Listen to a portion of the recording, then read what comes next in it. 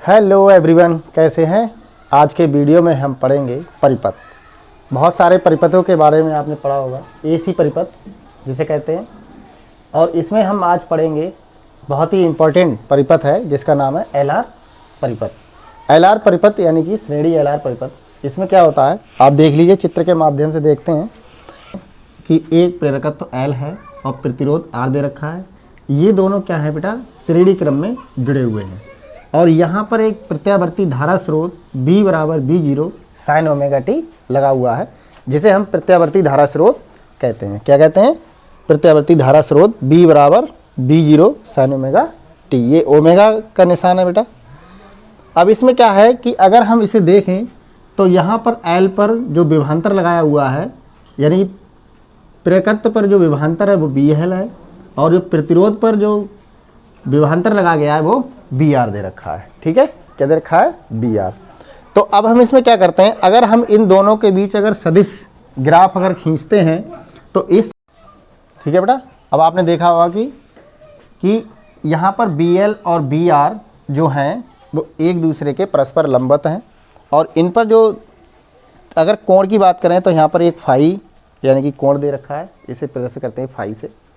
अब इस पर जो BL है और BR ये परस्पर एक दूसरे के क्या है, लंबवत है। ठीक, इसमें चित्र में आपको इतना ही लिखना है, ज़्यादा कोई खास नहीं है। एक बार फिर से मैं आपको समझा देता हूँ। मान लीजिए प्रेरकत्व L और प्रतिरोध R श्रेणी क्रम में जुड़े हुए हैं। L के सिरों पर जो विभवांतर है वो BL है, यानी प्रेरकत्व के सिरों पर विभवांतर BL है और प्रतिरोध के सिरों पर विभवांतर BR है।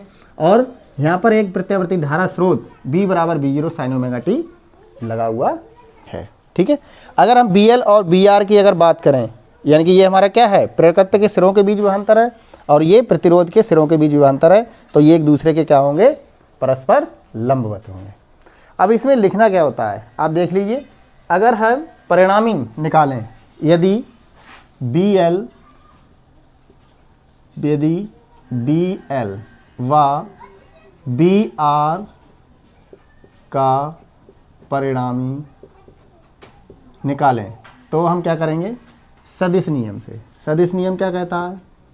सदिश नियम से। सदिश नियम से। सदिश नियम क्या होगा बेटा, ये इसका वर्ग और इसका वर्ग इसके बराबर होगा। ठीक है, यानी कहने का मतलब B² बराबर BL का स्क्वायर प्लस BR का स्क्वायर। ठीक है बेटे, इसको हम इस तरीके से लिख देंगे। क्या करेंगे, B बराबर क्या लिखेंगे, BR का स्क्वायर BL का स्क्वायर। ठीक है, यहाँ पे कोई दिक्कत नहीं है। अगर चाहें तो इसको आगे पीछे भी कर सकते हैं, वो आपकी मर्जी के ऊपर डिपेंड करता है। चाहो तो आप इसको R को पहले कर लीजिए, BR का स्क्वायर प्लस BL का स्क्वायर। इसको कह दीजिए समीकरण नंबर 1। आपने एक फार्मूला पढ़ा है BR बराबर आपने एक फार्मूला पढ़ा होगा, BR बराबर होता है IR। ठीक है, और BL बराबर होता है ओमेगा L। आपने पढ़ा भी होगा IXL, यानी BR बराबर IR और BL बराबर कितना लिखेंगे बेटा, आपको पता है IXL। इस तरीके से आप इसको लिखेंगे। और B यानी कि ओम का नियम आपने पढ़ा है, B बराबर IR होता है, तो उससे आप इसकी वैल्यू निकाल लीजिए। यानी कि इसको हम क्या करेंगे, देख ले रहे हैं, एक मिनट। इसकी वैल्यू आप यहाँ लगा दीजिए, BR का मान यहाँ लगाइए, इसका मान यहाँ लगाइए, तो B² बराबर कितना मिलेगा, BR का मान यहाँ लगा दीजिए, तो IR का होल स्क्वायर प्लस IXL का होल स्क्वायर। ठीक है, तो इसको जब स्क्वायर खोलेंगे तो I² R² हो जाएगा प्लस I² XL स्क्वायर हो जाएगा।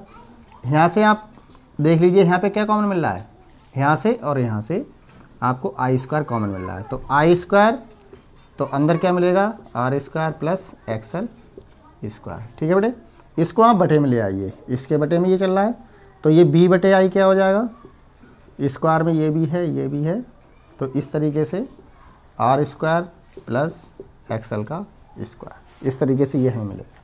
ठीक है बेटा, यानी कि इस तरीके से आप इसको लिख सकते हैं। इसे आप अगर चाहें, अगर मैं इसे लिखना चाहूँ कि स्क्वायर, अगर इसका स्क्वायर है तो इसको खोलेंगे तो इस पर अंडर चढ़ जाएगा। यानी किस तरीके से आपने देखा भी होगा, यानी कि अगर इसका स्क्वायर बनाना चाहें, B बटे I का होल स्क्वायर ये लिख सकते हैं, और ये R² प्लस एक्सएल स्क्वायर, जब स्क्वायर हटाएंगे इसको b/i बराबर अंडर रूट में आर स्क्वायर प्लस एक्सएल का स्क्वायर, ये भी हम लिख सकते हैं। ठीक है, ठीक है बेटे। तो आपने इस तरीके से देख रहे हैं कि जो हमारा मान है तो b/i बराबर under root R square plus X L square. आप इसका स्क्रीनशॉट कर लीजिए, एक बार फिर इसको दोबारा से रिवीजन कराता हूँ, आप कर लीजिए रिवीजन। ठीक है बेटा, ये क्या निकल के आया b/i। आपने ओम के नियम से पढ़ा होगा b/i यानी कि किसका मान होता है, प्रतिरोध का मान होता है। तो यानी कि ये बेटा प्रतिरोध नहीं है, इसको हम प्रतिबाधा कहते हैं। ये प्रतिरोध ना होके क्या है, ये प्रतिबाधा होती है, इसे हम जेड से प्रदर्शित करते हैं। यानी कि ये क्या है b/i क्या है, ये प्रतिरोध नहीं, b/i ये प्रतिरोध नहीं होता है, प्रतिरोध नहीं, प्रतिबाधा होती है। ठीक है, इसे जेड से प्रदर्शित करते हैं, इसे जेड से प्रदर्शित करते हैं। ठीक है बेटा, यानी कि इस तरीके से आप लिख सकते हैं। क्या है ये क्या है, प्रतिरोध नहीं है, ये प्रतिबाधा होती है। ठीक है, तो अब आप अगर चाहें तो इसका मान क्या लिखेंगे, b/i ये जेड के बराबर है, तो ये इसे हम लिखेंगे अंडर रूट में आर स्क्वायर प्लस और ये कितना मिलेगा एक्सएल का स्क्वायर। इस तरीके से ये न्यूमेरिकल में ये फार्मूला आ जाता है और आप इसको आसानी से लिख सकते हैं। एक फार्मूला यहाँ पे लिख लीजिए, एक्सएल बराबर ये ओमेगा एल होता है, तो इसका आप मान यहाँ लगा लीजिए, तो ये कितना मिल जाएगा जेड बराबर R square plus omega L का होल स्क्वायर। इस तरीके से हम इसको भी फार्मूला लिख सकते हैं। ये हमारा निकल के आता है जेड बराबर आर अंडर रूट में R square plus omega L का होल स्क्वायर। इस तरीके से आप इसको लिख सकते हैं। और इसमें एक फार्मूला भी आता है, अगर हम फाई के अगर पदों में देखें तो फाई के पदों में एक फार्मूला आप लिख लीजिए, tan फाई बराबर ओमेगा एल बटे आर। ये बहुत इंपॉर्टेंट फार्मूला है, ये कई बार न्यूमेरिकल में आया था, tan फाई का मान दे रखा था। यानी कि ओमेगा बराबर कितना होता है बेटा, ओमेगा और एल और प्रतिरोध। ठीक है, तो यानी फाई दे रखा है, तो इस तरीके से आप इसको सॉल्व कर सकते हैं।